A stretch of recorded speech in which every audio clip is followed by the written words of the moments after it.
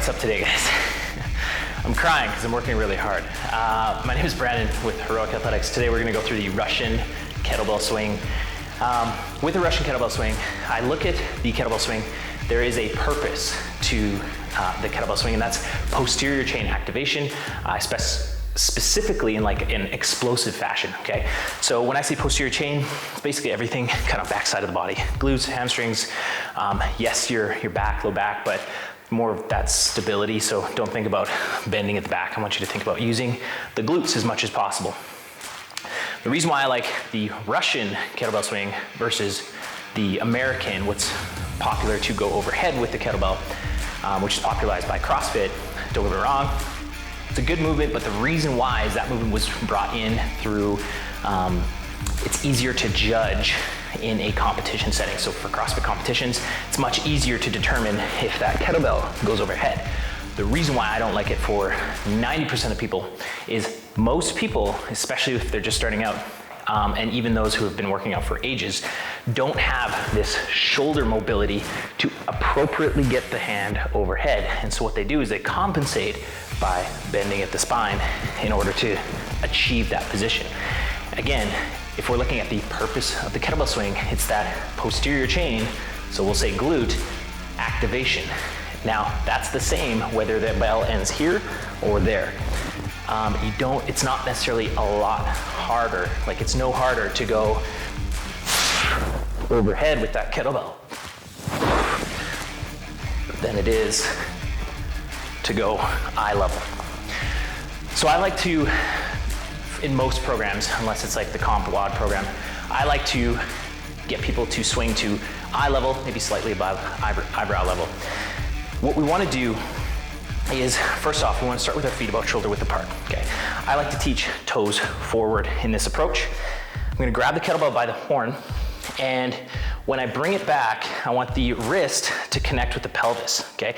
If my wrists are too high, I'm gonna do some damage to my misters. If my wrists are too low, I'm potentially gonna put some strain on the low back. So I want the bell to be pretty high in my groin crotch area, but I want to make sure that I'm allowing that wrist to connect with the pelvis as I bring it back. And then once I go into that swing, using the glutes to throw that kettlebell up. Now you notice I'm hinging from the hip. My knees are only bending to keep my shins vertical. So ideally, I don't want to have my shins go too far forward, and I also don't want to have my legs too straight, okay? So when I go into that hip hinge, the bottom position is going to be here. My back is nice and straight, wrists are connected to the pelvis, and from here, I'm going to stand up, squeezing the glutes to swing the kettlebell to about eye level. There's a couple other different ways to do the kettlebell swing, but for all intents and purposes, I like to leave it there for most people. If we're going a little bit higher volume, we can get into some more fluid kettlebell work, but that's maybe for another time. So with the kettlebell, keeping the back nice and straight, I'm gonna start with it out in front and bring it back into that initial first swing. So I'm standing up just a little bit, and notice when I get to the top, I'm just squeezing the glutes. What I often will see people do is they start to lean back, again, putting too much stress in that low back. You only need to stand up straight, belly's tight at the top, spine is nice and straight, glutes are squeezed. To make the bell come up here, we don't ideally want to be leaning back. We want to keep that trunk engaged, so keep the rib cage down. Okay, so going through that swing,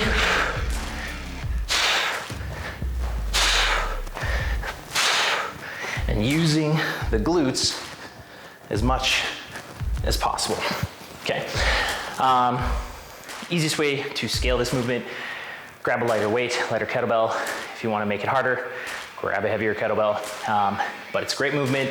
Again, quick setup, toes forward, feet shoulder width apart, hinge at the hip, not the back. And squeeze the butt hard, only to a straight standing position. You're not leaning back at all, okay? So that's the Russian kettlebell swing. Any questions, comments, feedback, drop a comment below, or check out our website for programs and coaching, heroicathletics.com. Catch you next time.